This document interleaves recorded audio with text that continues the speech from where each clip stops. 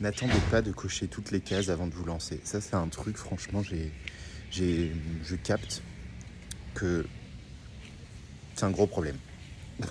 Alors, je vais vous expliquer. Là, je suis tombé sur une vidéo de quelqu'un, enfin, pas une vidéo, un texte, en fait, un post de quelqu'un qui expliquait, en fait, à quel point c'était important d'avoir finalement une motivation qui était saine, blablabli, qu'il ne faut pas se baser sur le besoin de reconnaissance, d'amour et tout le bordel pour faire les choses. Ok, ça j'entends, je suis complètement d'accord en vrai, parce qu'à un moment donné, tu arrives à un plafond de verre et tu te rends compte que tu n'es toujours pas nourri à la valeur que tu attendais. Par contre, moi je suis pas d'accord quand on dit faites ça, genre en mode il faut que ça soit coché avant de vous lancer en fait. Mais c'est faux. Moi je me suis lancé avec déjà une rage. J'avais trop le seum.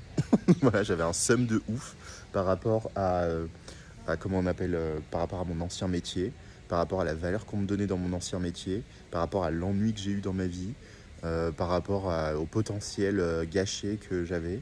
Enfin bref, j'ai commencé avec du seum. Hein. J'avais trop le seum. Ensuite, après, mon besoin du coup de reconnaissance a fait que je me suis lancé. Euh, Ensuite, j'avais un besoin d'amour que j'essayais de nourrir à tout prix à travers justement mon contenu, etc. Donc j'ai dû m'améliorer. Mon besoin de reconnaissance, pareil, m'a permis de m'améliorer énormément.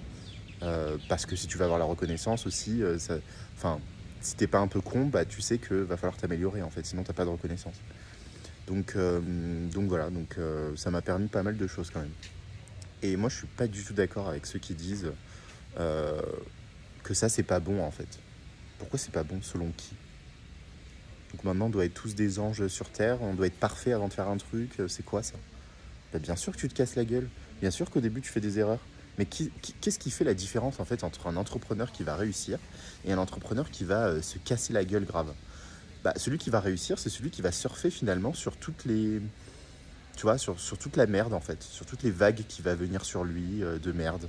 Et du coup, lui, il va réussir à surfer dessus, il va réussir à s'adapter, il va réussir à, en fait tu vois, à avancer malgré finalement son imperfection. Alors que un mauvais entrepreneur, c'est celui qui a peur de l'échec. Si tu as peur de l'échec, tu fais rien. Si tu as peur de ne pas être parfait, c'est sûr que t'es pas parfait en fait. Hein. Donc franchement, si tu attends ce moment-là, tu vas perdre énormément d'années. En fait, le temps que tu vas mettre pour trouver ta source intérieure qui te fait faire les choses, en fait, ça va peut-être mettre 6 mois. Et pendant ces 6 mois, ça se trouve qu'avec l'autre source qui était potentiellement dangereuse, c'est-à-dire le besoin de reconnaissance, peut-être que tu aurais fait tellement de choses que du coup, tu vas te rendre compte à la fin que ton besoin de reconnaissance, finalement, il part à la poubelle. Là, aujourd'hui, moi, je l'utilise, mais en vrai, de plus en plus, il part à la poubelle.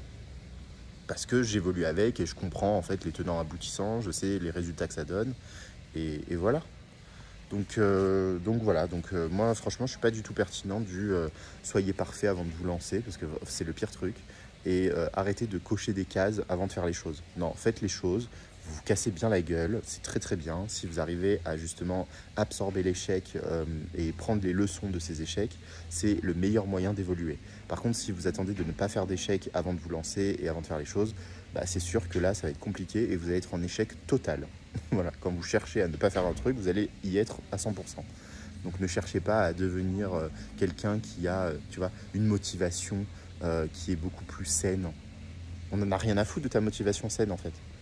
Si ta motivation du moment c'est j'ai envie de briller et que tout le monde me regarde, c'est très bien. Assumez en fait. Moi vraiment je suis partisan de assumer vos parts comme ça. Parce qu'en l'assumant, ça disparaît en fait. Le but c'est pas de le faire disparaître, mais c'est quand vous l'assumez, ça n'a plus d'emprise sur vous en fait. Et ça, les gens ont du mal à comprendre.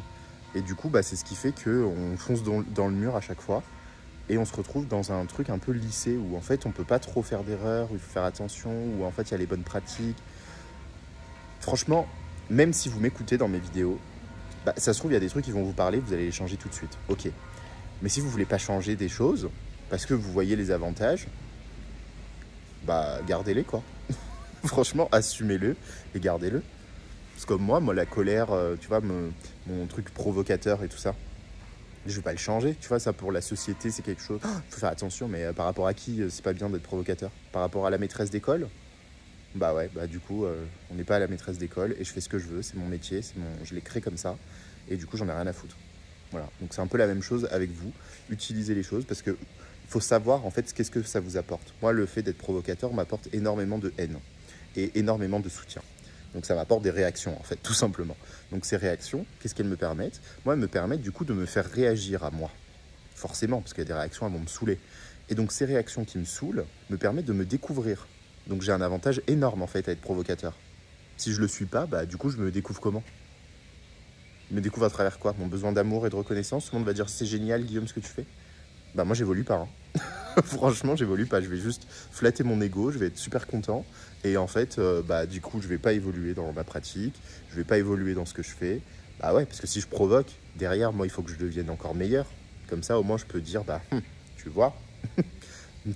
Je provoque, mais au moins j'ai quelque chose à apporter derrière. Parce que si je provoque et derrière il n'y a que dalle, bah alors là, c'est sûr que sur la place publique, tout le monde va savoir que Guillaume, c'est une fraude, en fait, tu vois. Donc non, vraiment, utilisez les choses que vous avez dans l'instant. Et justement, ce qui va faire la différence, c'est que vous allez apprendre à surfer avec ce que vous avez dans l'instant. Et ça révolutionne la vie, vraiment. Si vous voulez surfer sur tout ça, bien évidemment, vous avez le stage. Le stage, on va aller voir tout ça, en fait, parce que le problème, c'est que on se retrouve en fait à avoir des comportements qu'on juge mauvais parce qu'on ne voit pas l'autre côté de la pièce.